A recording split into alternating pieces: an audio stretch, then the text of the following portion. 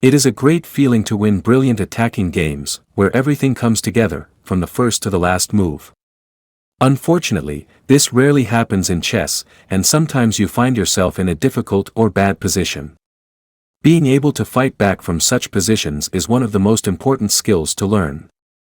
Let's take a look at this position. After white plays the aggressive queen to g4, threatening black's unprotected g-pawn, black has to make a difficult decision. There isn't a great way to defend the g7 pawn. Black can either push the pawn to g6 or play the move king to f8. When you are in a difficult position, you should try and not make your position worse.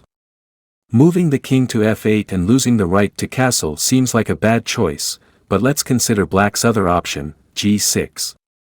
Every time a pawn is moved, weaknesses are made. Notice that once the pawn moved from g7, it no longer protects f6 and h6. This means the dark squares have been weakened, and since black does not have a dark squared bishop to protect these squares, this could be a problem later in the game. Notice white has a pawn on h4, and can now use the g6 pawn as a hook to open up the position after h5. White is threatening to open up the h-file with h takes g6, which would open up white's rook on h1. By playing g6, black has created dark square weaknesses and allowed white to open up the position with h5. Let's return to the position after white played queen to g4. Although moving the king looks bad, it turns out to be black's strongest move. After king to f8, black protects the g-pawn and does not make any pawn weaknesses. Black has lost the right to castle, but is this a big problem? In a position with a lot of open lines for attack, this would be a terrible decision. But is this position open? No, it's actually very closed. Notice that the center is locked. And white's king may also prefer to stay in the center where there is less danger at the moment. Black will plan on playing knight g to e7, eyeing the f5 square with a very solid position. Notice that white has an unprotected pawn on c2 that may be attacked with a later queen to a4. That being said, white still has an advantage due to having more space on the king side, and black's rook on h8 may have difficulties getting into the game. By defending with the king, black did not create any weak squares or allow a clear line of attack, so black has made a good defensive decision. In this position, white is cramped for space. The pawn on d4 is preventing both white's dark squared bishop and knight on c2 from being active. Black's pieces are much more active and enjoy the extra space to move freely around the board. White's biggest problem is less space and passive pieces. How can white fight back in this position? Since the d4 pawn is the main cause of white's problems, white can attack its key defender, the c5 pawn, with the powerful move, b4. White adds pressure to black's central pawn chain.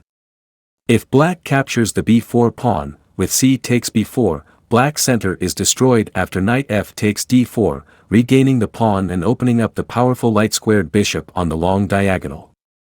Black can play b6, protecting the c5 pawn, but it gives up protection of the knight and weakens the light squares. Black is in trouble after b5, and after knight a5, white opens up the light-squared bishop with the move knight g5. White's knight and rook attack black's bishop on e6, and white's light-squared bishop is threatening black's rook on a8. Black's best option is to continue development with queen to d7, connecting black's rooks and preparing to offer a trade of bishops with bishop to h3, wanting to remove white's powerful light-squared bishop. Now that white has added pressure to the c5 square, white's bishop on b2 joins the fight with bishop to a3. White has activated the passive bishop on b2 and threatens to win a pawn on c5 on the next turn. Black should play c takes b4, and after knight takes b4, white's dark-squared bishop and knight have been activated and white now has a semi-open b-file to use for a rook to join in putting black's queenside under pressure.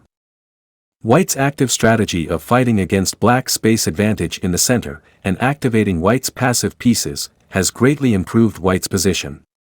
Let's take a look at one more example together. In this position, black has some problems to solve. Black controls less space, has a white rook pointing directly at black's king, and has to figure out how to develop the dark-squared bishop. King's safety is a serious issue. As castling queenside would lose a pawn to bishop takes f7, what is black to do? One natural idea for black is to play e6.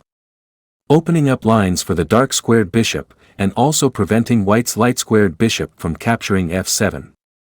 Unfortunately for black, white's active pieces blast open black's defenses, starting with the crushing sacrifice, bishop takes e6. After f takes e6, and knight takes e6, for the moment, white has sacrificed a bishop for 2 pawns, but notice that the white knight is attacking black's queen. Now that the e-pawn has been removed, the only piece blocking black's king from white's rook is the white knight on e6. This means there will be a discovered check after black moves the queen. After queen to b6, can you find white's powerful discovered check in this position? If you found knight to c7 check, great job. White's knight leaves the e-file, discovering the rook's check on the black king, and also threatens to capture the rook at the same time. Black's king will be stuck in the center of the board, so white will regain the sacrificed material by capturing black's rook, and have great attacking chances against black's weak king. Since the natural move e6 doesn't work, what should black do? Castling queenside would make black's king safe and allow black to complete development, but didn't we say the f7 pawn was hanging if black castled queenside? How can he defend the f7 pawn before castling queenside? Grandmaster David Bronstein, playing the black pieces, made the surprising move, bishop to g8. Black's active bishop on h7 is buried on g8, but this solves black's problems with the f7 pawn. Once the f7 pawn was protected, Bronstein was able to castle queenside.